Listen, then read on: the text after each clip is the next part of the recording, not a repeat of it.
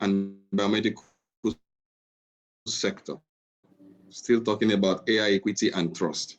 I saw a video just a while ago talking about two doctors in the USA. One of them has some biomedical engineering background, and they tried to look at the sensor in aircraft that detects cracks in the wings. And so he felt that, okay, this sensor can also be brought in to detect hemorrhage in the brain and quickly predict stroke ahead of time. So this sounds very good.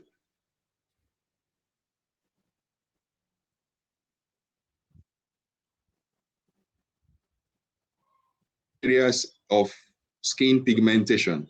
We know we have darker skins than the Europeans and probably some of our brothers in Africa, but they are of more lighter skin. And within our countries also, we have different skin tones. So we know there are people in the front line trying to work on quickly find what's the way out for medical illustration to let people in the Western countries know and embrace that there are people of color, because most of the things they develop by the algorithms, like what we were saying just now, they were developed to run an AI based on the Western data, especially, let's say, skin tones and maybe some CYP metabolizing enzymes that they see in the Caucasian that are not present in the African descent, maybe not even present in Asia. Can we really blame them? I don't think so. Like we have agreed from the trend of our discussion, they are preferring solutions to their own problems. And we have been saying this for a long time, Africa will solve Africa's problem. But for now, it seems as if we are just latching on the progress made by the Western world, just like saying bandwagon effect, they take the lead and we join them. A few cases are there that they are not the ones really doing it. Maybe the with whose money? With their funding. So you put your mouth where your money is. You may be the one who discovered it, but with whose money? With Western money. Either directly because they funded it because you traveled out there on a fellowship and you discovered it out there in their lab, or they sent the money as a front or a grant to your lab here in Nigeria or elsewhere in our money. And you have to write reports periodically. So they own it one way or the other. So they will say they helped you to make how to make life easier biomedically or otherwise. So what are we saying? We are saying, yes, we can take the lead. How can we take the lead? Our leaders, are they really supporting and giving the enabling environment for it? We are saying AI, AI, AI. We have algorithms now already prepared to do consultations and to give vaccination, to administer injections. The veins may be the same. What about, okay, yes, but the population they used to train that machine, you may be surprised. You won't be surprised that it's based on their own white population. So sometimes there may be some odd out where you see situations that are not found in their population, except they now begin to build on newer models. Another example, you take, for instance, when you are driving and you're using Google Map, for example, the voice that speaks to you usually sounds feminine. A psychologist may say it is to let you feel relaxed as you are driving. But again, if the car design is made by men, there are certain features in your car that women are already complaining that is not feminine or compatible with them. So the other population that is claiming they are not carried along in the design of things, what are they doing to also design something that will benefit them? So now, how do we now solve this situation? Why does it matter? The intelligence of the AI or robotics will come from the data. How much of our data is there in repositories available for developers, for user design, or anybody who is bringing one innovation or the other? But we know that the future of life science is now no longer defined by just generating data, but by the intelligence of that data. How do we make our data intelligent? It is by our ability to convert heterogeneous biological, clinical, environmental, and behavioral data as wide as that may be, from different sources across different African population, into trusted, equitable, and actionable knowledge. So who owns the knowledge? Who claims the ownership? When they even come around to take the data from us, most of the time we don't read the agreement. Or maybe they are twist whoever is staying there to say, yes, we are signing on behalf of our African population. There are cases I have heard of before, that Bill Gates is the one, they want to discuss issues around the things he is doing. And the people that are sponsored to go to pass that bill are funding for him. So there will be a consensus. Of course, as a businessman, he wants it to be passed so we can understand his angle. But what are the pushbacks that we are giving? So you say biotech, somebody is representing, you see him as a king, someone from your country, yet when he gets there, he's going to serve the interest of his founder. So now life sciences sits at the intersection of biology, computation, and society. And the data intelligence is not just about AI. It is what you use to drive it. How quality is the data you are using to drive it? How heterogeneous, how representative are those data? And then the interoperability. Can it be adapted to your own population? Can it serve? If they bring in a biomedical device now, and then it is not meant for that population, will it work? I got one non-invasive diagnosis of taking pulse and then using it to say what is happening with the patient. Then when the results come, you realize that these things do not go well with what is happening in Nigeria. Why? The data they use to train that equipment is not from us. And people will be like, are you sure this result is for me, or this equipment is just saying what it likes? Then what about the analytics? What about the governance? What about the ethics that surround it? And the decision support? Because without intelligence, our big data will be big noise only. So we generate data. How much of it have we made available? The ones we have made available, are they just making noise? Is anybody looking at it to fish out the usefulness out of there? And the first question I will ask is, why are many biomedical breakthroughs still slow to translate despite unprecedented data availability, especially in Africa? Why? So maybe we are not paying enough attention. Maybe we are not really committed to translating it. We just generate data and we store them up somewhere. Now, from descriptive to predictive and then to prescriptive biology, we describe a situation, a condition, either of illness in people. Are we able to predict even before that things show up? Yes, people are working in that area for African genetics, population genetics, but are we really making them available to develop something that will benefit African populace? Then, beyond the prediction, how can we use it to now make a prescription? So we are moving very fast away from traditional biology, where we just do hypothesis-driven, small-scale, linear, and then we end there. In the data intelligent biology, we go to the system level. We do multi-omics, real-time and adaptive. And again, while we are doing all these things, the platforms we are using to do them, who owns the platform? The platform you are using to determine what goes wrong, the human atlas, the CPG highlands, the this and that detection of this methylation epigenetics, who owns the platform? Ab initio, how many of the African population data is represented in the design of the platform?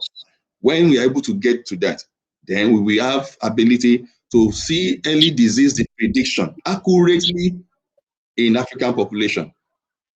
We will have patient stratification within our own population that will benefit us. We can definitely be able to say we have precision therapeutics and probably safer drug development. For example, we have drug and mitochondrial toxicity. There are certain things that are within the mitochondria of African population that you may not find in other populations. And yet we will use AI-assisted pattern recognition across biochemical markers that are not tailored to our own makeup, genetic makeup. Then we end up having reduction of late-stage drug failure. but who are the producers of this drug?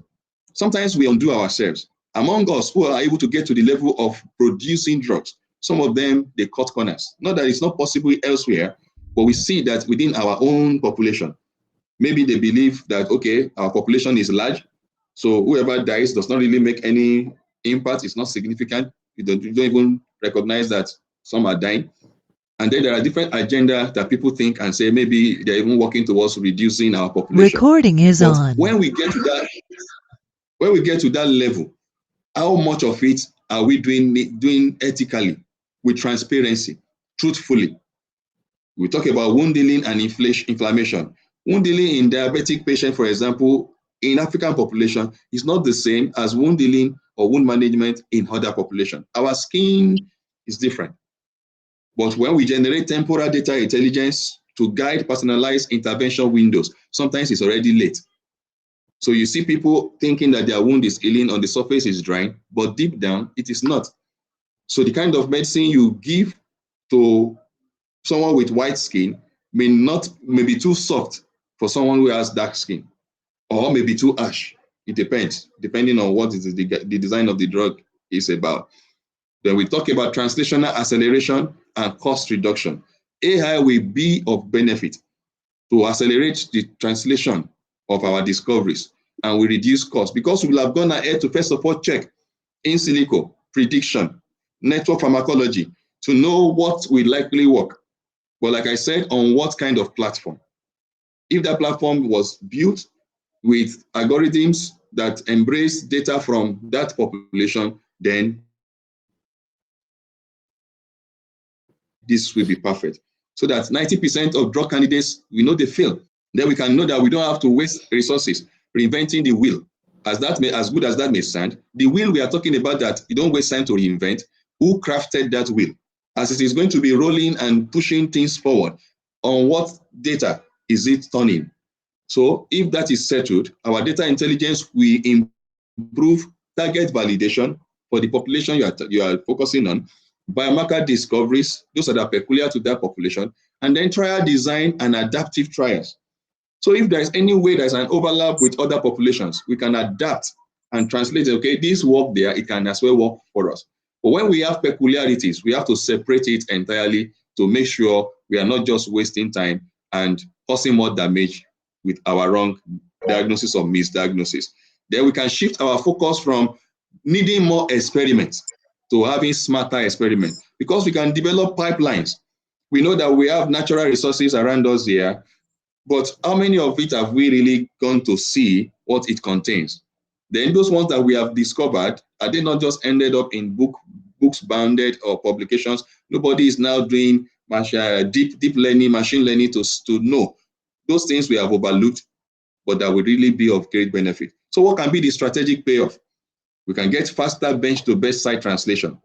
But I want to suggest, can our countries encourage return of our brains that have moved or migrated to other countries? Can we provide the kind of lifestyle that we encourage them to return and to stay? And those ones that seem that they are still in the country, a lot of them are on their way out. It's just a matter of time. But can we drive it in such a way that if they are able to work from wherever they are, or even they can come back and can be retained in the country, they have stable electricity, they have all the benefits and all the resources they need, then we can drive this faster to get bench-to-bedside translation of indigenous knowledge, indigenous resources that can translate for better healthcare. Then we can have reduced research and development cost. We can have improved regulatory confidence. Like documents, working documents, we can keep upgrading and updating and improving on them. The data intelligence in real organizations, very quickly, what data intelligence looks like in practice. Some of it include that in the organizational realities, most of the time we have data silos. Everybody is building his own silo. I discovered this. No interconnectivity, no handshake, no collaboration. So think someone is doing clinical biochemistry or some clinical research, they get their result, it is there in one silo. Someone else is doing laboratory research, they get the same in one silo. Some people are doing imaging, they get their result. It's not marrying, or they are not marryable. Nobody knows how the proposal is designed to see where each one which one or the other will come in as per cross-disciplinary research or interdisciplinary research or multidisciplinary research. Then the omics and public health. Yes, we have data heterogeneity. They are all different. But can we structure them, those that are yet unstructured, so that we can overcome human constraints like skill gap or cultural resistance? So the gap that is there because of the skill. Some people, they have, you see some African countries, we have theoretical knowledge, but they don't have the hands-on. And the moment such a fellow gets outside where they have the facilities, is able to quickly transfer the theoretical knowledge with a little bit of push, exposure, and they start discovering things. And I'm wondering, we have a girl that we celebrated in our university here, finished from physics department like 3-4 years ago. She just moved to the USA last year. Already she's been celebrated because she carried with her indigenous skills. With all the little abilities and exposure she got, she's now able to practice. She got the tools. So she's closing a gap elsewhere in another country, whereas the gap where she left her own country is getting wider and wider by the day. Then what about the cultural resistance? Sometimes they look at age gap. How old are you? When did you graduate? What are you telling me? What can you do? What do you want to propose that I don't know yet? But you see something cultural that is different in the Western world, even from the way they interact. You call everybody by the first name, even on this call. There's nothing like, oh, I'm older than you. It's so less or even not present. So somebody who is younger brings up an idea and then you share. Someone will say, oh, how much will he earn from this idea if we make it work for her, work for him? Please wrap up in 1 minute, sir. All right, I will just rush to round up. Okay, so we have to go to mature data intelligence so that we can treat our data as strategic asset. We don't just sell it out. I understand something that Nigeria signed one bill that is already selling our data out to some people financially, asking a country like France to be managing our data. It's like we are selling out our data cheaply to another country. It's not a byproduct. It's something we should strategically protect and invest in. How do we invest in this, including data governance, interoperability standards, cross-disciplinary teams, combining biologists, data scientists, and ethicists? And in the African limited low-income countries, intelligence and protection, because we have to overcome our constraints in order to amplify our need for efficient data reuse, get low-cost approaches, and we drive towards high-impact analytics. Because local data intelligence will prevent blind importation of foreign biomedical models that may not really benefit us. AI equity in life sciences, who benefits from the data intelligence? Who is left out? The underrepresentation of African, indigenous, and global South populations. We have to address this. The algorithms you use to train on non-representative data sets can lead to misdiagnosis, ineffective therapies, biased risk prediction. But then we drive towards equity, the context-aware models, local data ownership, capacity building within institutions. You have to carry everybody along. And trust is the currency of biomedical AI. The stakeholder trust, the trust concerns they have, patients are like, oh, my privacy, misuse of my data, misuse of my content. And do they have my consent or did they lure me into it?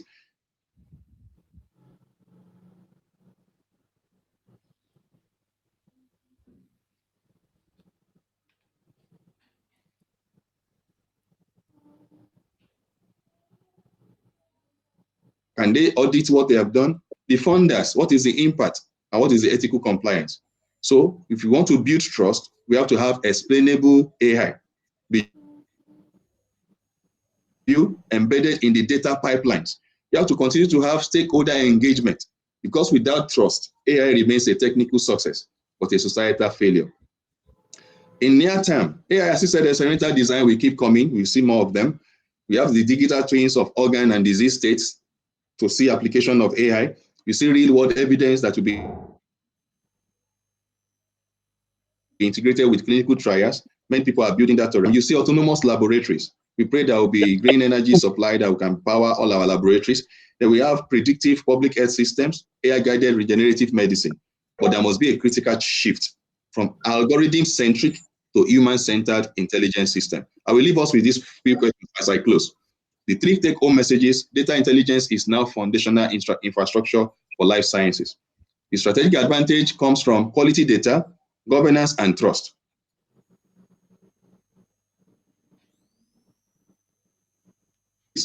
Are we building intelligent systems that serve biology, or we are building biological systems that serve algorithms?